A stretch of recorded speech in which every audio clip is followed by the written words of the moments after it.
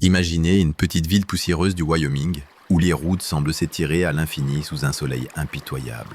C'est là que Michael Williams, incarné par Nicolas Cage, va plonger dans une spirale où le hasard se mêle au danger.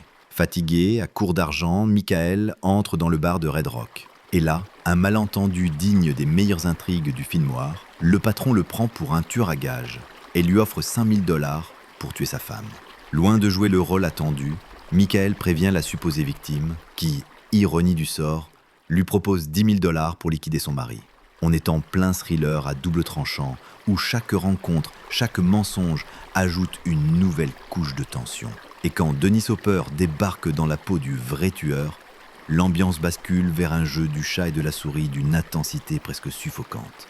John Dahl, à la réalisation, tisse un récit où l'errance se transforme en engrenage fatal et où la frontière entre victime et coupable s'efface sous la poussière des routes. Les dialogues sont secs, précis, comme taillés au couteau, et la photographie met en valeur l'isolement et la chaleur écrasante des paysages. Ce qui frappe, c'est cette atmosphère crépusculaire, presque mythologique, où les choix des personnages deviennent inévitables. On ressent le poids du destin, mais aussi la fragilité de ceux qui cherchent juste une échappatoire. Nicolas Cage y livre une performance mesurée, loin de ses excès habituels, et Dennis Hopper, comme souvent, incarne la menace pure.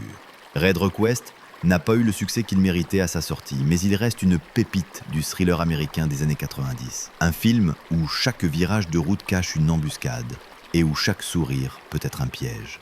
En résumé, c'est un road movie noir, sec et tendu, qui mérite enfin d'être redécouvert.